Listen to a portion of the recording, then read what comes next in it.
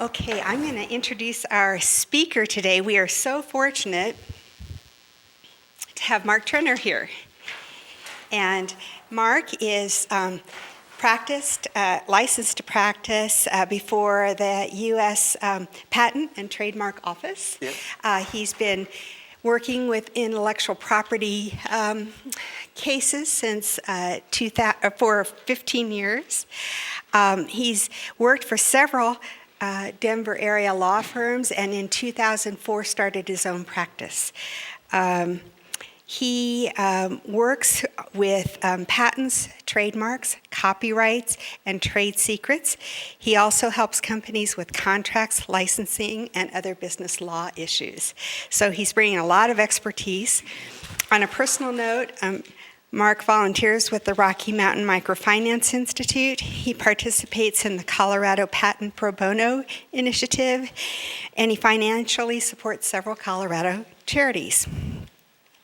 He's a graduate of the University of Denver Law School. He was a member of the Law Review, so that's pretty hot stuff. And he holds 2 engineering degrees, a BS in electrical engineering, actually 3, and a BS and a master's in environmental engineering. So please welcome Mark. Thank you. Can you hear me okay with the microphone, or do we need to test it or anything?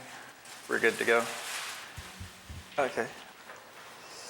So the title of the presentation, for some reason, the first page isn't showing up. It's on your handout sheet. It's Every Business Has an IP Portfolio.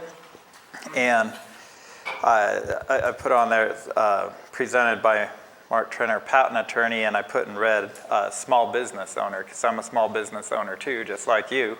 Like Rebecca said, in 2004, I left the downtown law firms and started my own law firm, which is starting your own business. And I've operated and managed that ever since, including through the downturn, and came through that successfully. So, but anyway, the title is Everybody Has a Business, or Every Business Has an IP or an intellectual property portfolio. So a lot of the time when I meet with people, small business owners, they'll say, or if I happen to run into somebody, they'll say, I don't have intellectual property, do I? And I say, well, let's answer a few questions here. Do you have a brand? Do you have a logo?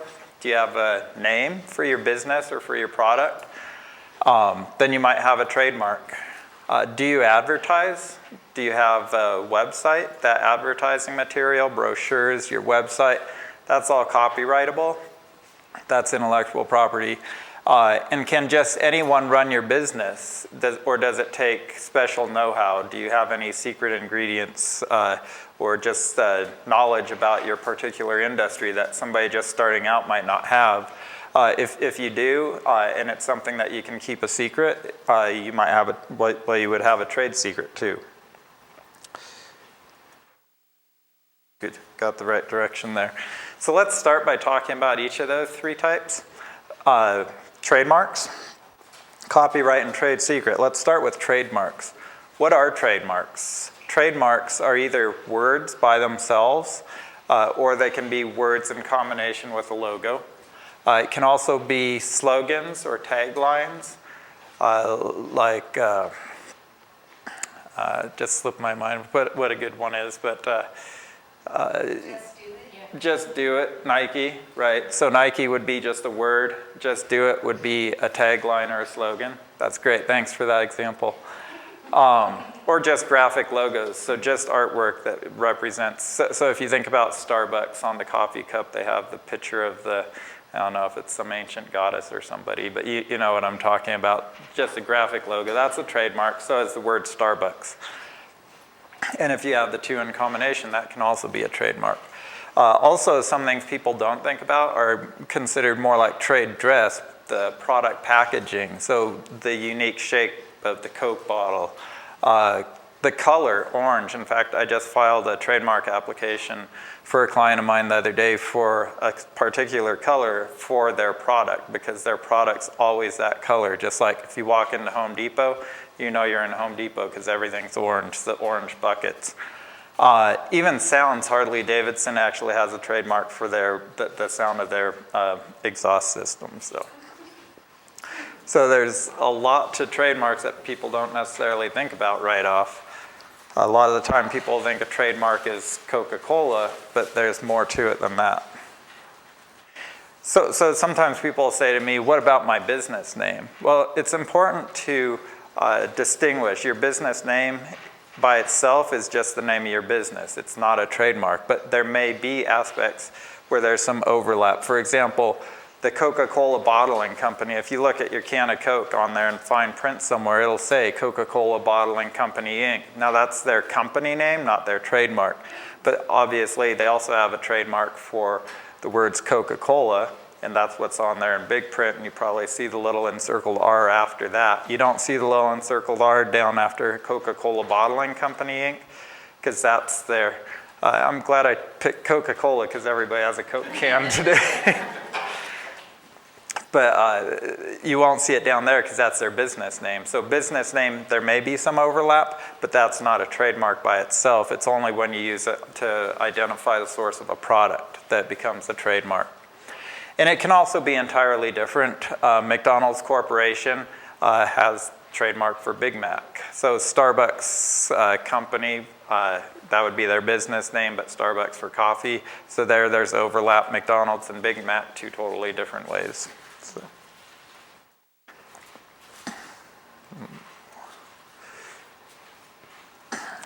So where do you start with a trademark?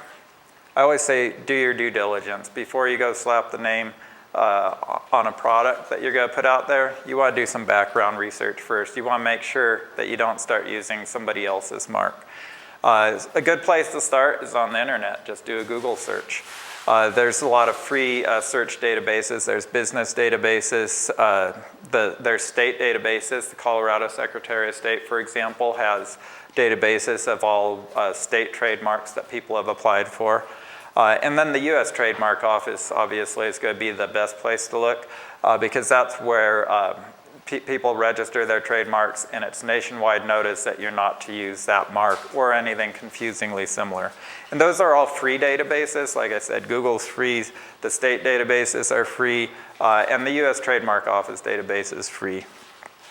So you can just log in, do the search, and look. But you want to make sure that you put variations in, because it's not just if it's the same mark, but also you want to make sure you don't use a mark that's confusingly similar. So that might include misspellings. So sometimes people put an X instead of an S, or they'll put an S after something. That's not enough to distinguish yourself. And it really goes even beyond that. You want to make sure that you don't use the dominant part of somebody's mark. And then just add something to it or misspell it, or if it even just sounds the same, even if it's spelled differently, like the X versus S, you could still find yourself in hot water. And that's usually where I recommend going to a trademark attorney, somebody that has experience, knows the law, knows how the court comes down on different sides of these cases, to make sure is your mark, yeah, you didn't find it out there identical, but is it so similar to somebody else's mark that you're going to find yourself in trouble with them? Oops, went too far.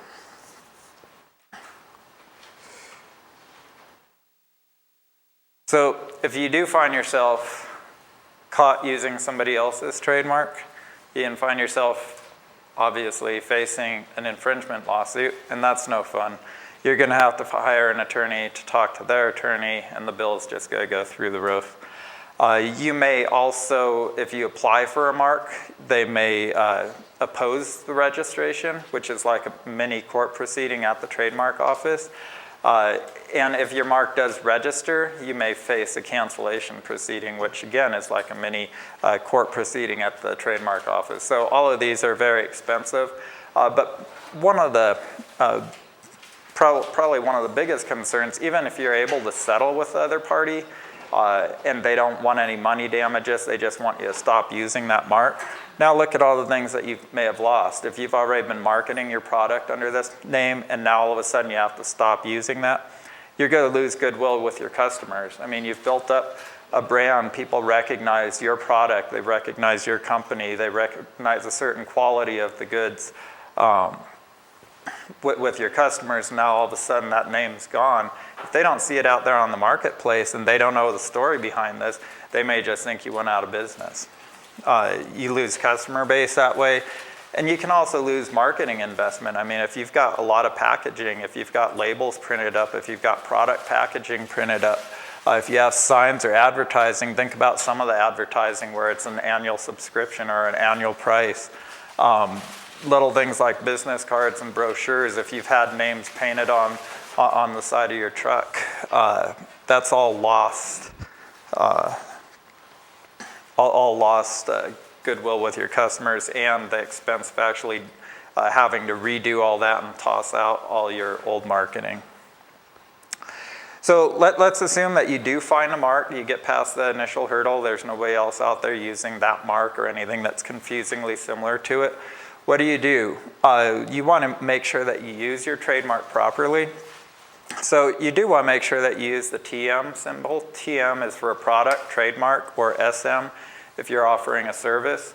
I offer patent attorney services under the I patent attorney trademark, so that's actually a service mark, so you can put the SM after that. If it's a product, you use the TM. People say, when can I use the encircled R notation over there on the right? You have to wait until you get a registration issued from the trademark office. It's actually illegal to use that until you get that registration certificate. You want to make sure that you use it consistently. Use it the same all the time. You don't want to spell it in all caps one time and uppercase, lowercase, different colors, different fonts. The whole key, I mean, this is the same as for marketing. You want people to associate your trademark with your product or your service. So use it consistently so they identify with that all the time. I don't mean to keep using Starbucks as an example, but every time you see it, their logo's in green. And it looks the same. So if you see it, you recognize it. I always recommend using it distinctively. All caps, make it stand out. If it's in the middle of a paragraph and it's in upper and lower case, just like all the other words, you're not really going to recognize that standing out or jumping out of the page at you. So I always recommend just put it in all caps. You want to use it alone or set it apart. You want to make sure that people recognize, hey, this is my trademark and I'm claiming rights to this. You can't use it. And make sure you use it as an adjective. Don't use it as a noun or verb. And the example I give is people used to say, can you go Xerox this for me? Or I want to use the Xerox. It's not Xerox, it's can you use the Xerox copy machine? Or can you make copies of this on the Xerox machine? Xerox is actually a trademark and you want to make sure that people use it as a trademark.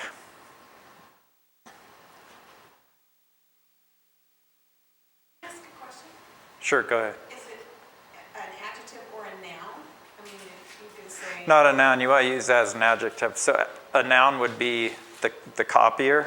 You don't want to say the Xerox. You want to say the Xerox copier. Adjective describes the noun. So you also want to make sure that you protect your trademark. So common law trademark protection, you don't have to do anything. You just use it, and you use it distinctively, and you use it as a trademark. And you should put the little TM on there to tell people, hey, I'm using this as a trademark. That's free. You don't have to do anything. You get certain rights under the law. It's called common law trademark protection. It's basically, the courts have said, if you're using your trademark in commerce and you're following all the rules of using it as a trademark, you have certain rights to that. People can't come in and start using it. You can also get state registration. It's fairly inexpensive, but the protection isn't as great. In fact, they don't do any examination really at the state level. At least in Colorado, what they'll do is make sure that there's no identical mark, but if it's misspelled or it sounds different, the state may actually register two trademarks that are very similar and may even be confusingly similar. It gives you some protection, and if you're just local, if, for example, you're a plumber in Littleton, state registration may be all that you qualify for, actually. Federal registration actually requires interstate commerce, that you're using the mark in interstate commerce, so across state lines. Doesn't mean that you actually have to go to another state to offer your service, but you have to at least be advertising to people out of state. For example, I'll help people with patent applications that live in Wyoming or Nebraska. and they'll hire me. I do the work here in Colorado. I'm licensed here in Colorado. Everything I do is in Colorado, but I offer my services to people out of state. And when that's the case, I'm advertising across state lines. And so I am actually using my trademark in interstate commerce, and so I was able to apply for a federal registration. If you get federal registration, that's actually going to give you the broadest protection. Number one, it gives you nationwide notice. In other words, somebody in New York can't start using your trademark. Even so you're not in New York yet, the fact that you have a federal trademark registration means everybody's on notice that they can't start using that mark. So we talked mostly about trademarks so far. Let's move on, talking about building your IP portfolio. Let's talk next about copyrights. So definition of copyrights is original works of authorship that have been fixed in a tangible medium of expression. So what does that mean? Say I'm a song artist and I come up with an idea for a song, I'm singing it in my head, or I'm even just singing it. I haven't affixed that in any tangible medium of expression yet. So I don't have a copyright yet. I have an idea in my head. You can't copyright ideas in your head. They have to actually be put down on paper. So notes to a song, once you write those notes out, now you have copyright. If you record the song, even if you don't write down the notes, you just record it, you sing it and record it, now it's in a tangible medium of expression. Basically, it's stored on a hard drive or recorded on a CD, however you record it. That's what they mean by tangible medium of expression. Just keep in mind, protection's not available for facts, ideas, systems, and methods. If you have systems and methods, you're going to want to talk about a patent application. We're not going to spend too much time on that here, but if you have any questions about patents, let me know. That's a lot of what my business is. But simple facts, you may be able to get limited copyright protection for a unique arrangement of those facts, but facts are facts and they belong to the public. So business owners will, after talking about that, they'll say to me, I'm not an artist, why does copyright apply to me? They say, I don't create any artwork, I don't write books, I don't compose music, so I don't have anything to copyright, right? Let's move on to the next topic. Well, no, businesses have copyrights too. For example, if you're a restaurant, you have a menu, the way that you arrange your menu and the artwork that you have on there might be subject to copyright. Any websites advertising your business or your product, brochures for your product or for your business, and any advertisements might be copyrightable. In fact, you have to be careful if somebody else designs an advertisement for you.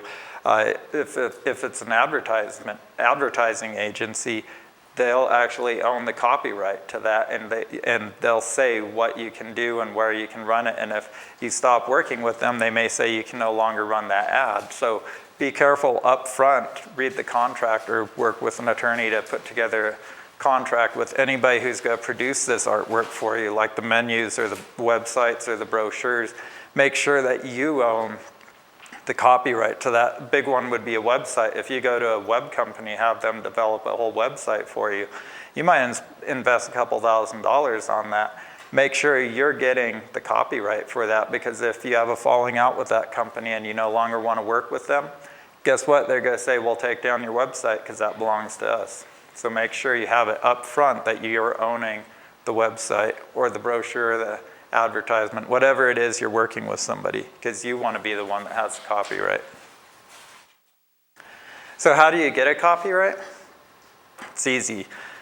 Copyright's automatic. As soon as the work is fixed in a tangible medium of expression, for example, when I had this presentation in my head, it wasn't copyright, but when I stored it on the hard drive and when we printed it out, it became copyrightable. I didn't have to register it. In fact, I didn't register this, but I still have the copyright notice on there. You'll see down in the lower left-hand corner. It says copyright, the encircled C notation, 2005 to 2015, and then I said Trenner Law Firm LLC. That's the standard format. It's not required, but it does put people on notice. So if people were to go copy this, I could say, hey, you knew my copyright notice is on every single slide here. You can still protect your copyright because, like I said, copyright's automatic, but it's going to go toward how much can you collect in damages.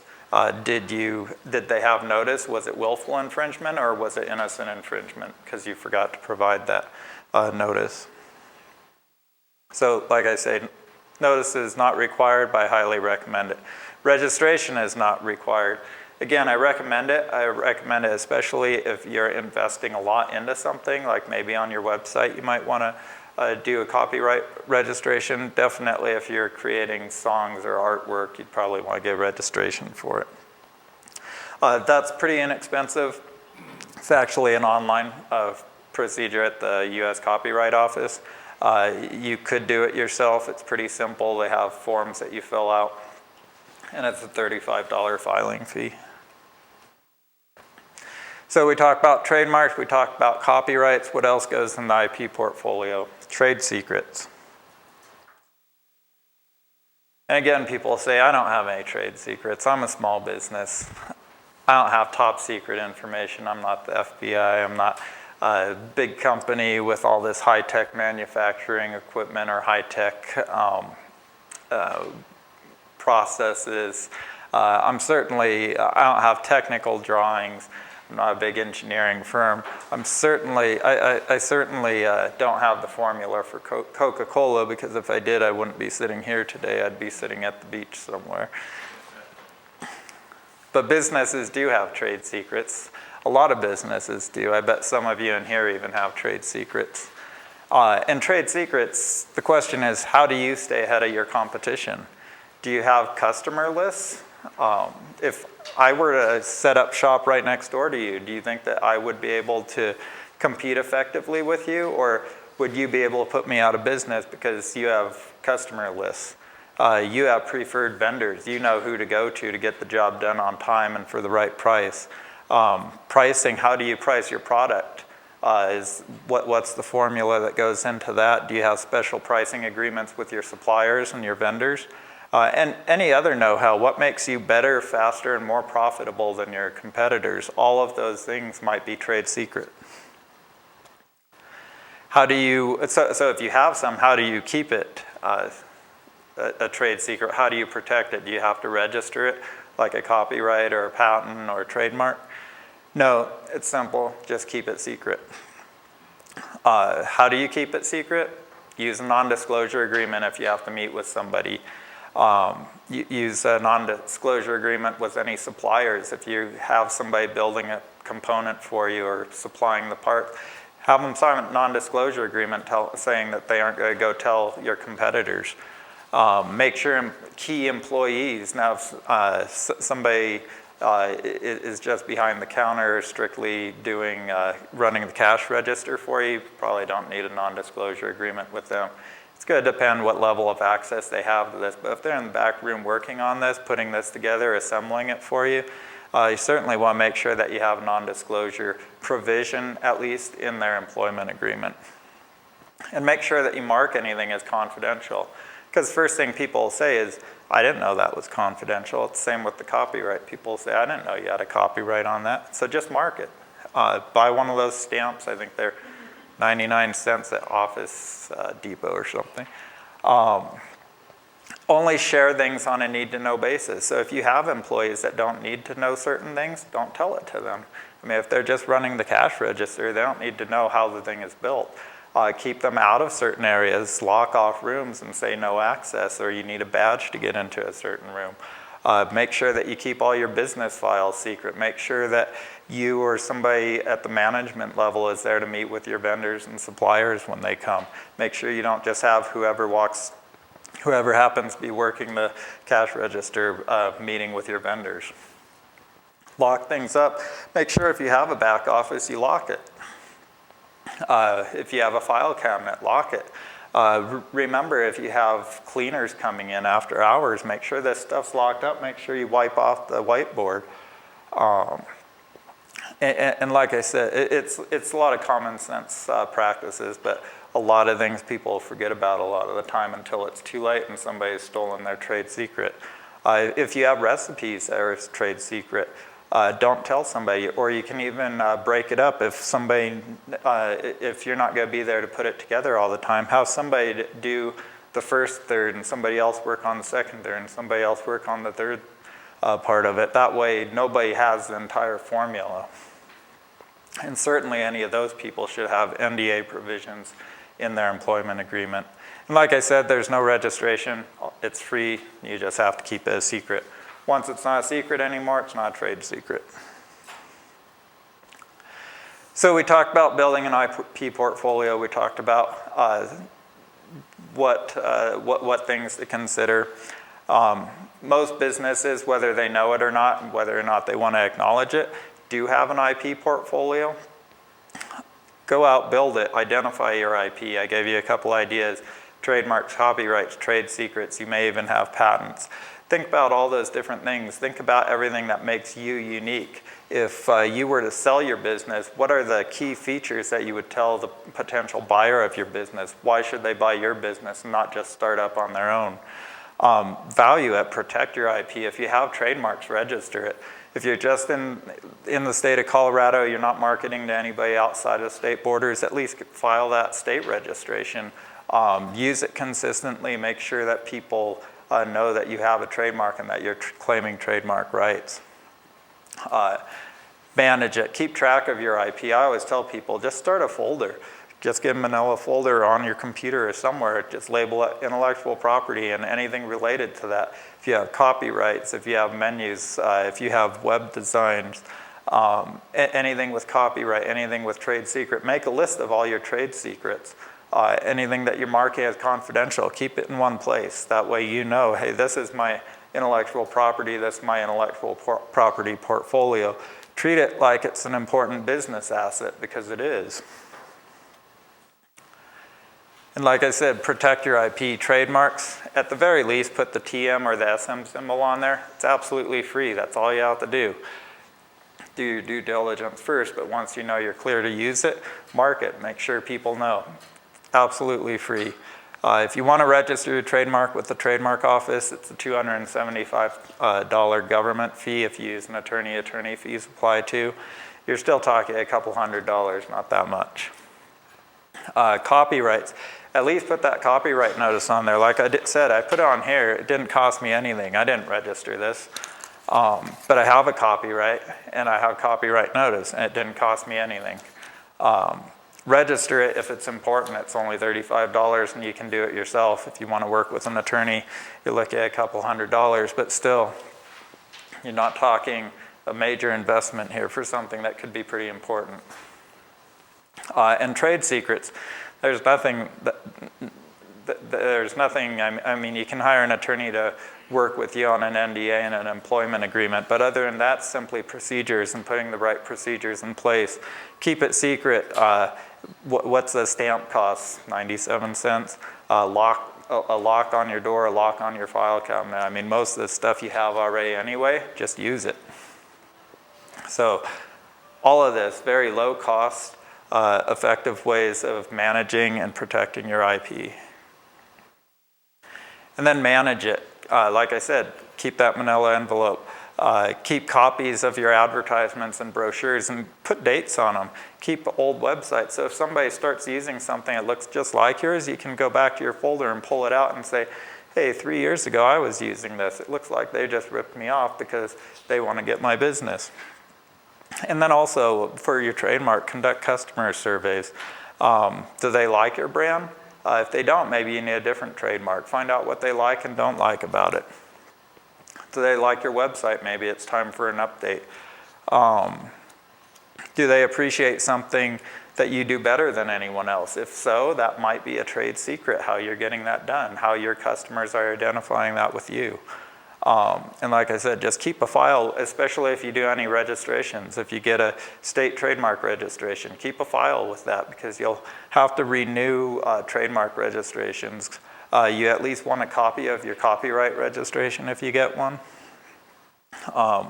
And any other registrations that you get, just keep that file and keep it all in one place, because if you see somebody stealing your idea, your intellectual property, you want to make sure that you can go to your file and say, hey, I was doing this before they did. That's mine. They shouldn't be taking it. And just keep in mind, an IP portfolio adds value to your business. Trademarks, they're part of your brand recognition. Remember, we talked about at the beginning why you don't want to lose that goodwill and that customer base by having to come up with a new trademark. It's valuable information. Trademarks help increase customer loyalty. I mean, people will walk right past other coffee shops to go to a Starbucks. There I am with the Starbucks example again. And they help drive referrals because people can't remember who you are, but they remember the product and they remember the name. And they'll say, oh yeah, I had such and such gum. It was great. Make sure you buy that one. And people pass up all the other gums in the aisle because you told them that brand was really good. Copyrights can be part of your brand recognition too, especially when it's used on your website or in advertisements. It could also be part of your product packaging. It helps distinguish your offerings from your competitors. If everybody looks the same, they just go for the cheapest. But if they know what they're looking for and yours stands out, that's what they're looking for, they'll look for your product. And trade secrets, that's what helps keeps your business competitive. People start up businesses right next door to you all the time, but a lot of the time, those will go out of business. And I'll hit on Starbucks one more time there. People start up their own coffee shop all the time.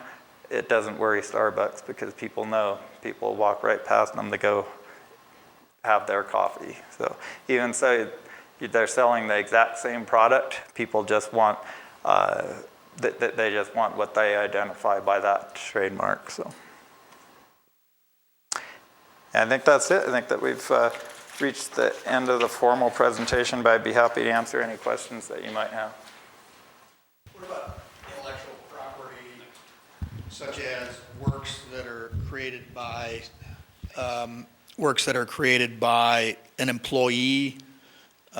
Yeah, so you want to make sure that you have good employment agreements in place, especially where you have anybody developing. Like I said, if you're hiring somebody to do scheduling or run the cash register or clean up, that sort of thing, you don't need to worry about that so much. Deliveries, you really don't, because they're not being hired to develop. But So what about employees that are doing kitchen designs, pictures right. of works and so yeah, forth? that's right. And so you do want to make sure that you have good employment agreements in place with them, because you may end up with a right to use, but they may actually have some rights. You just want to be especially clear up front. Now, a lot of the time, employees automatically, what they do will transfer to the employer. But what if they came up with it outside of the scope of their employment? What if they worked on it at nighttime and now all of a sudden they go start up their own business? You just want to make sure that you spell that out real clear in any employment agreements. Okay.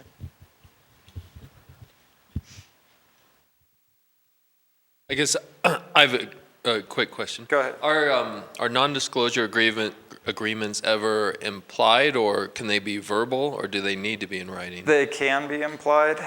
It's not a good practice. You can say, hey, I've got this, we need to keep this confidential because I'm still working on it, but I want your input on it. Mm-hmm. But non-disclosure agreements, they're either so cheap to get one. If you're working with me as a client in my law firm and I'm doing work for you, I provide those for free to my clients. There's other places where you can get them. You should have an attorney at least review one. Don't just pull one off the website. But it's such an inexpensive way, and especially if you've got something confidential, it probably has some value to it. Just have them sign a non-disclosure agreement. It's always better than he said, she said, and trying to prove something in court. Mark, I had a personal experience. We had a coffee roasting and espresso bar business, and we did a lot of our own due diligence, state and federal. Mm-hmm. But could you talk about, we ended up in a bad mess, but then we finally consulted an attorney. Could you talk a little bit about how attorneys can help you look at multiple categories for a search? So accounting firms plus bean roasting? Yeah, and a lot of the time it is, a lot of the time if you're in a totally different category, you're going to be okay. Now, the more famous the mark is, the harder it is to use even a part of that mark. Like the Nike example, I wouldn't put Nike on anything even if it's not a shoe product. I wouldn't put Nike on or McDonald's or Starbucks. I wouldn't even put that on totally unrelated products just because the fame of the mark, people would automatically assume, oh, Nike must have something to do with it, or somehow they're sponsoring it or backing or financing it. And Nike's going to say, no, we're not. You can't use our mark. Now, less well-known marks, as long as you're in totally different category. For example, software versus bubble gum. Those are totally different categories, and as long as neither mark is really famous, you're probably going to be okay. The other thing that you want to look at is level of education of the consumer, because it's not just general confusion, it's who's buying those products. Now, people buying computers and software and spending a lot of money are probably spending a lot more time thinking about their decision to make that purchase than the person grabbing a stick of gum at the checkout aisle. So if you're at the checkout aisle and there's two pieces of gum that are similar, you might grab one by mistake thinking you're really getting one brand when you're actually getting the knockoff. When you're talking about buying software products, you're researching that and you're thinking about it, and there's going to be more leniency in whether there's confusion or not. So I guess more specifically answer your question, how can an attorney help you with that? We read a lot of the case law and we see a lot of these cases that come down, and nobody can give you a guarantee. If somebody tries to give you a guarantee, run the other direction, but at least we can help you analyze and look at it and say, well, you're talking about high tech here, you're selling this product for $10,000 per unit and you're talking to sophisticated business people, you're probably okay. Or, oh, this is a 10-cent item, if anything costs 10 cents anymore. Probably you're kind of similar, or you have a component of their mark. You may just want to pick a different mark before you start using it. And also, when we do the searches, I'll usually order a professional search. I don't even do the search myself. There's trained experts that do that. I order a search, I get it, it's about 300 to 500 pages of things that they think might be similar for me to look at, and that's what I'll look at. So. Well, and just to underscore your point about a graphic, we had designed a unique graphic. My husband designed it, and we did not register it. And we branded our signage and our bags and everything else. And then we found another almost identical unique mark for a coffee roaster in another state. And that was before we got an attorney. I mean, we just found out by accident. And there was a nuance of confusion. So we had to start all over. So that was about a $2,000 mistake. Yeah, and the professional search would have been a lot less than that. You think about it and you say, well, hiring an attorney is expensive. I'm not sure I want to do that. But if you find yourself in hot water, it's usually harder and more expensive to get yourself out of that position, not to mention all the heartache that goes along with it. So. And we also found that there are actually people out there who do these searches. I don't know what their motivation is, but they'll let somebody know if they think you're infringing on them. I mean, just people out there. Mm-hmm. Well, they do that, plus trademark owners will do it, especially the big brands, and any big company that has the resources, they'll sign up for these monitoring services, and anything that pops up on their radar, they'll be sending a letter out to you. So don't think you'll be flying under the radar. Even if you think you're just going to be selling to locals here in Littleton, if it ends up on the website, you may be getting a letter. So.